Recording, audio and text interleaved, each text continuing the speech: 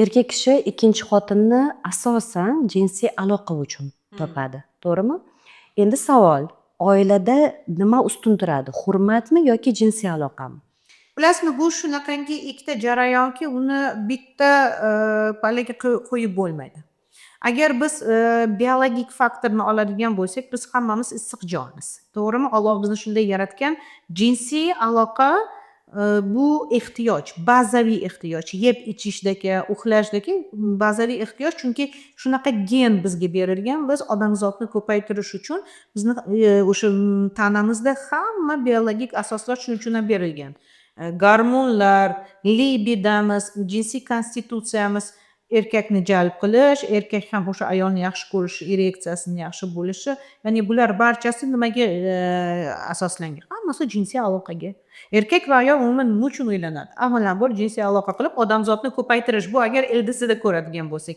Lekin faqat jinsiy aloqa yaxshi sifatli bo'lib turib, hurmat bo'lmasa, bir tiy. Chambarchas bog'liq ikkalasi. Albatta bog'liq, hurmat bo'lishi kerak. Lekin bu yerda men boshqa narsani aytgan bo'lardim.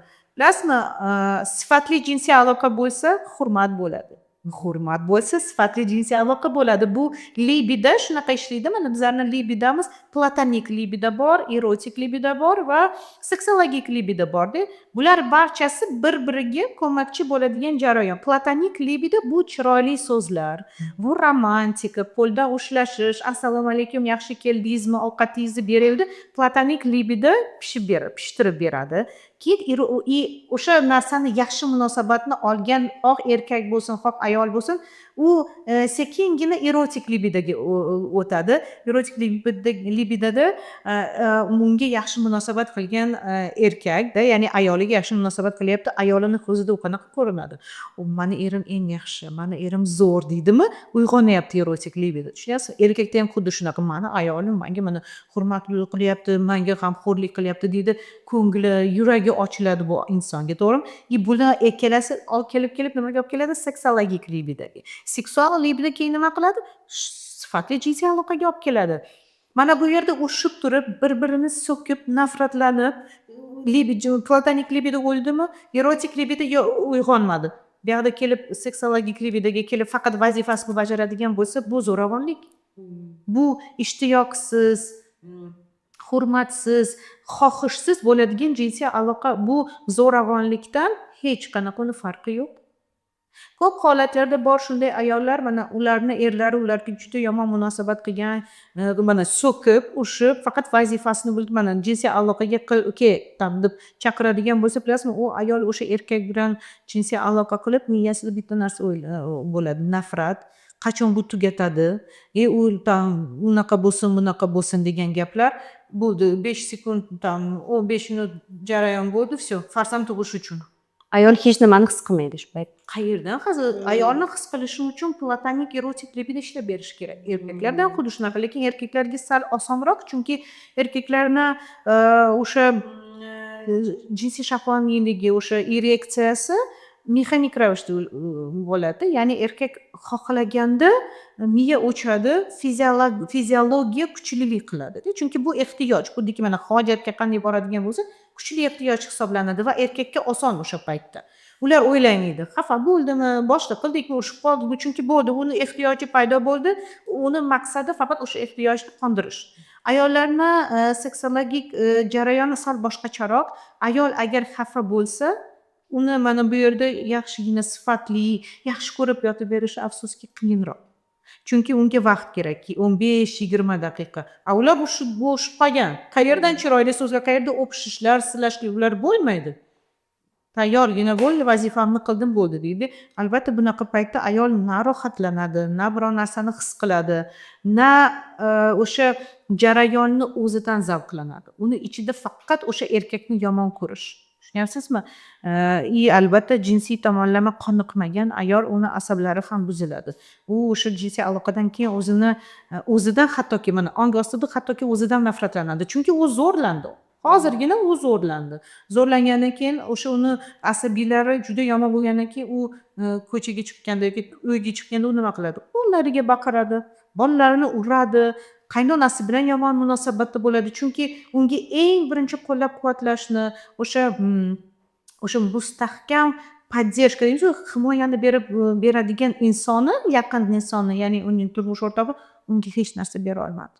Va u ehtiyojidan, qondirilmagan ehtiyojidan kelib chiqqan holda ehtiyoj to'planib qoldimi, asabga urishni boshlaydi va ayol albatta asabiy. Chunki ko'p erkaklar bu narsada ayollarga shikoyat qilishadi. Bilasizmi, ayolim juda jizzaki. Uyga kelsam qosh-qovoq, uyga kelsam yomon qo'pol gapiradi, bolalariga baqiradi, onam bilan urushadi deydi. Bu yerda erkakni ham tushunsa bo'ladi. Anada. Lekin men bunaqa paytlarda bilasizmi, har doim nima deyman?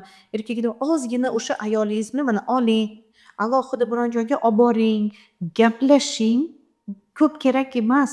Ozgina ayolingizni eshiting. Mana o'tir, nima darding bor? Kim seni xafa qilyapti? Men bo'lsam mana men bugun seni eshitishga tayyorman. Mana bu kommunikatsiya. Vaqt ajratish. Vaqt ajratish bu muhabbatning 5 tilini asosiy faktorlaridan biri. Muhabbatning 5 ta tili bor, siz bilasizlar, bularni ko'p gaplashamiz, bular haqida ko'p podkastlarda aytamiz. Vaqt ajratish, mehr berish, sovg'alar berish, chiroyli so'zlar, qo'llab-quvvatlashlar, mana bular barchasi muhabbat tili hisoblanadi. Va vaqt ajratish ko'p holatlarda erkaklar o'ylaydiki, vaqt ajratish bu qanaqadir katta ishlarni qilib qo'yish. Shunchaki 12 daqiqa. Bilasizmi, bugungi kunda psixologlar, meditsinadagi psixiatrlar hammasi shunday isbotini aytishyaptiki, bugungi kunda bizlarning ongimiz uchun 12 daqiqa sifatli kommunikatsiyaga yetarli.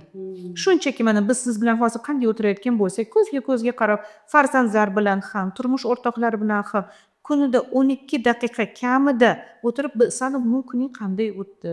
Nima yaxshilik bo'ldi senda? Bunday nima bo'ldi?" Shunchaki emas, ya'ni kuning qanday o'tdi? Nima bo'ldi deb telefonda emasdi. Chunki bilasizmi, shuni ham aytib o'tish kerak, sразу вот как rekomendatsiya sifatida o'tsa, tavsiya sifatida ketsin. Biz bolalarga kuning qanday o'tdi yoki erlarimizga, xotinlarimizga kuning qanday o'tdi deb shunchaki so'rasak, ongimiz shunaqaki, biz o'zimizga rahm qilishni yaxshi ko'ramiz-da. Biz nimadan boshlaymiz? Negativdan boshlaymiz. Men bugun kech qoldim, men bugun o'qituvchim baqirib berdi, bugun ishxonamizda rahbar baqirib berdi. Ya'ni ong avvalambor negativni sochadi. Sizning xohishingiz bormi? Masalan, men o'tirib sizga faqat negativ gapirishdan. Albatta siz charchaysiz va o'zingizni olib qochishni boshlaysiz. Shuning uchun ham mana shunaqa bitta kichkina lifehack bor. Bu internetda juda populyar lifehack. Insonda kuning qanday deb so'rashda, bugun qanaqa yaxshi narsalar bo'ldi deb so'rash. Va buning uchun 12 daqiqa ajrating. Farzandingiz uchun ham, turmush o'rtog'ingiz uchun ham. O'tirib, bugun nima yaxshi narsalar bo'ldi. O'shanda ong nima qiladi? U filtratsiya qilishni boshlaydi. Selektiv filtratsiya deyiladi. Filtratsiya qilishni boshlaydi, yaxshi narsalarni eslashni boshlaydi. Bilasizmi, yaxshi narsalarni eslaganimizda bizlarning ichimizdagi gormonlarimiz, dopaminlar ochilishni boshlaydi. Meni bugun kunim juda zo'r o'tdi-ku, haqiqatan qabiliyat, kayfiyat boshqacha. Bora kundan kunga bu odatga aylansa, oiladagi negativlar yo'q bo'lib ketishni boshlaydi. Bilasizmi? Mana shu kommunikatsiyaga qaytadigan bo'lsak, shunchaki erkak o'sha ayolida 12 daqiqa o'tirib gapir. Men seni xafa qildimmi? Nima seni xafa qildi deb so'ra, keyin nima yaxshi narsalar bo'ldi?